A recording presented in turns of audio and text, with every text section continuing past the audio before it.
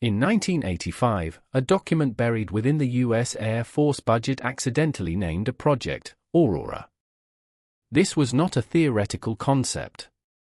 It was a classified program budgeted at $2.3 billion. The established sentinel of American aerial reconnaissance, the state Route 71 Blackbird, was retired in 1990. This left a gaping hole in strategic intelligence. Yet, in the years that followed, independent experts and radar operators documented aircraft operating at speeds exceeding Mach 5 over the North Sea and American airspace. What if the replacement wasn't a conventional aircraft at all? What if the gap in the official record was not an oversight, but a deliberate erasure? The strategic silence surrounding the retirement of the state Route 71 Blackbird in 1990 immediately raised questions about the future of high-altitude reconnaissance capabilities. The gap created was not merely operational. It was a void in the infrastructure of global surveillance. Simultaneously, the existence of the Aurora program, detailed in the 1985 budget estimates, suggests a parallel, clandestine development. This dual reality, a publicly acknowledged retirement juxtaposed with documented high-speed atmospheric phenomena, points toward a deliberate management of information. Aviation experts, NATO radar operators, and USGS seismologists compiled data suggesting persistent, high-velocity aerial signatures throughout the 1990s. These signatures correlated with the theoretical capabilities outlined in the Aurora documentation. How could a massive, multi-billion-dollar program exist in the shadows while the official narrative focused solely on the visible, conventional aircraft? Where did the resources shift? What was being hidden in the transition? But the most important document hadn't been found yet. The official narrative dictates that the retirement of the state Route 71 in 1990 was a standard budgetary and technological shift. The U.S. Air Force proceeded with established protocols. It focused on integrating new surveillance technologies rather than replacing established assets with entirely unknown platforms. There is no official record of a successor aircraft being developed or deployed to fill the strategic vacuum left by the Blackbird. This official line insists that all high-speed atmospheric readings were attributable to known meteorological phenomena or existing, authorized surveillance assets. The government thesis presented is one of continuity and stability. It suggests that the operational capacity remained intact despite the change in hardware. This version of events neatly dismisses the possibility of an unrecorded, high-speed presence operating just beyond the reach of conventional detection.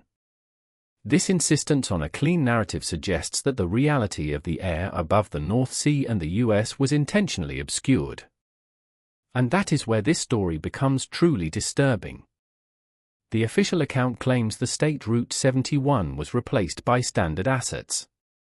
Yet the physical and documentary evidence contradicts this claim. The government claimed the Aurora program was merely a research and development initiative. But the documents suggest it was an operational aircraft designed for extreme velocity. The U.S. Air Force stated the retirement was a simple budgetary adjustment. But radar logs and seismic data documented persistent Mach 5 to 6 flights over sensitive areas throughout the 1990s. The government claimed no replacement existed. But the existence of the Aurora documentation and subsequent technical reports implies a functional, operational aircraft was either deployed or utilized in secret. The contradiction lies in the timeline. If the state Route 71 was retired, why did the high-speed signatures continue? Where did the $2.3 billion program disappear to? Nobody ever asked why. The evidence points to a deliberate concealment woven into the fabric of military documentation. The foundation of this claim rests on tangible records detailing the existence and specifications of the Aurora program. The primary source is the 1985 U.S. Air Force budget document, FI 1986 Budget Estimates, dated August 24.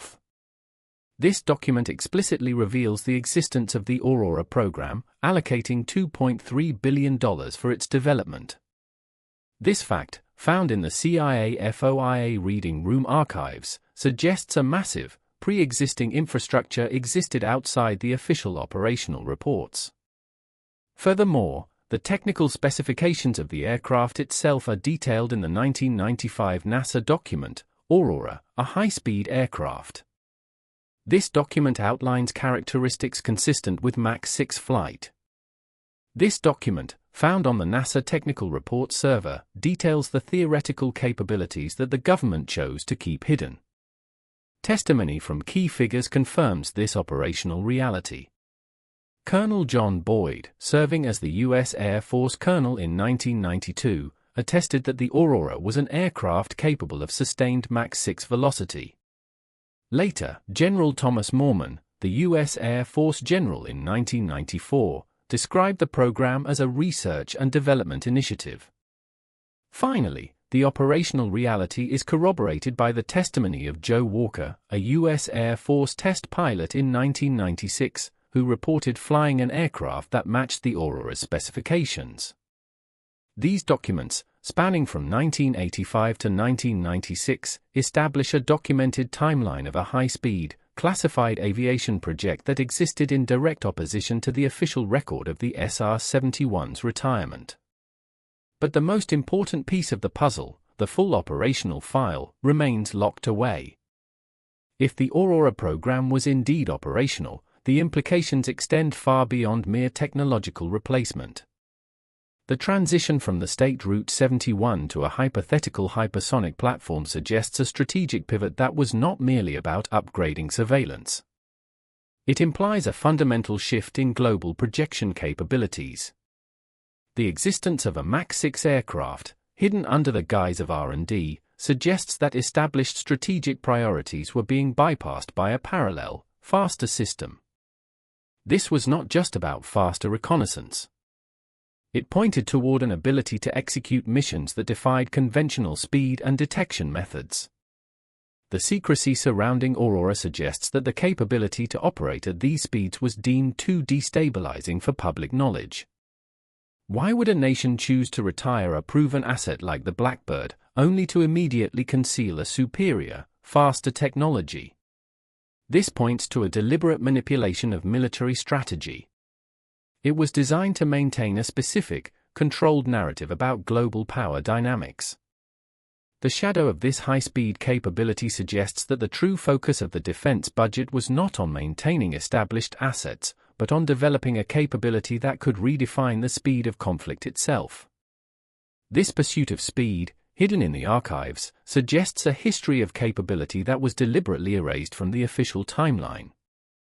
Today, the historical shadows of the Aurora program resurface in contemporary debates about advanced surveillance and classified technology. Recent congressional hearings and inquiries into modern aerospace defense systems bring these old, suppressed files back into the light. The persistent questions raised by current oversight bodies about classified aerospace projects mirror the unanswered queries posed by the 1990s. If the technology existed and was operational, why did the declassification process stall? Why were the specific details of the transition deliberately obscured? The current focus on modern unmanned systems and high-speed data acquisition seems to echo the very capabilities that were hidden in the Aurora files decades ago. This raises the uncomfortable possibility that the architecture of modern intelligence and defense is built upon foundations that were intentionally obscured. It creates a continuity between the Cold War secrecy and today's classified operations. The silence surrounding these records suggests a pattern of institutional resistance to full transparency. This pattern continues to define the boundaries of what is known about the world. The documented existence of the Aurora program and its Mach 6 capabilities challenges the official narrative of the aerospace transition.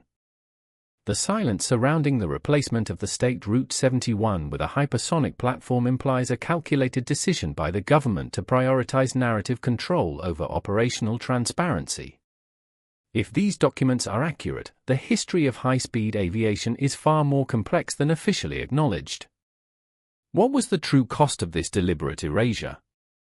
And what future threats were intentionally masked by the secrecy of the Aurora files? This program is officially closed. What replaced it? That's a conversation for another day.